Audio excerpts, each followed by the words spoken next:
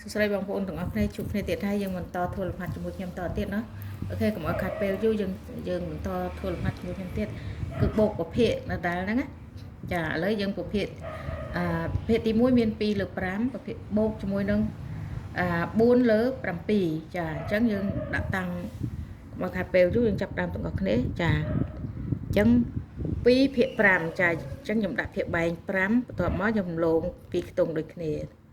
លោកពីខ្ទង់យើងដាក់2អូខេគឺបែបនេះណា2ភាគ5ចាខ្ញុំលងគឺខ្ទង់ទី2នេះសម្រាប់ដាក់ភាគបែងរួមខ្ញុំលងទុកឲ្យហើយអូខេតមកទៀតយើងដាក់តាំងប្រភេទទី2គឺ4ភាគ7ចា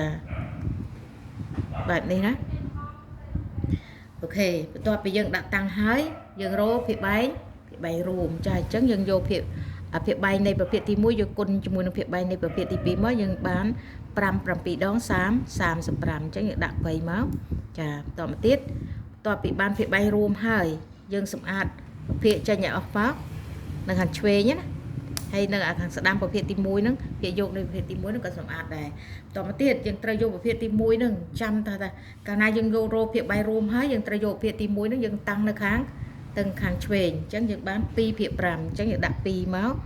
នៅក្នុងខ្ទង់ទី1មកខ្ទង់ទី2ម្លងរបស់ប្រភេទខ្ទង់ទី3យើងដាក់5តមកទៀតយើងយកភាគបែងរួមចែកជាមួយនឹងភាគបែងនៃប្រភេទទី1អញ្ចឹង35ចែកនឹង5យើងបាន7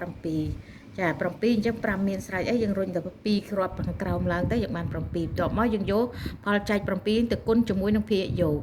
ចាអញ្ចឹងយើងបាន7 2ដង14ចា14គឺជាភាគយកថ្មីនៃប្រភេទទី1ចាយ៉ាង14យើងយកមកដាក់នៅខាងឆ្វេងភាគបែងរួមនៅខាងស្ដាំណាយើងបាន14ចា14តមកយើងសម្អាតភាគប្រភេទទី1ចេញអូខេអញ្ចឹងយើងបានភាគយកថ្មីនៃប្រភេទទី1យើងបាន14តមកទៀតយើងយកប្រភេទទី2មកតាំងចាយើង4ភាគ7ចាតមកទៀតយើងចែកដូចមុនអញ្ចឹងយើងយកភាគបែងរួមយកទៅចែកជាមួយនឹងភាគយកនៃប្រភេទទី2ចា35ចែកនឹង7យើងបាន5យើងរុញក្រប2គ្រាប់ចុះមកតមកទៀតយើងយកផលចែក5យកទៅគុណជាង4 5 4ដង20ចាអញ្ចឹង20យើងសម្អាត5នេះទៅយើងដាក់20នេះមកចាអញ្ចឹងបាន20អញ្ចឹងភាគយកនៃប្រភេទភាគយកថ្មីនៃប្រភេទទី2យើងមាន20ចាអញ្ចឹងយើងត្រូវយក20យកមកបូកជាមួយនឹង14អូខេអញ្ចឹងយើង2បូកនឹង1យើងបាន3ចា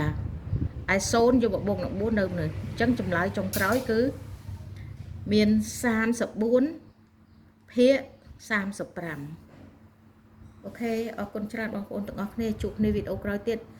ឆ្ងល់ខមមិនឆាតផ្ទាល់ក៏បានអូខេអរគុណច្រើន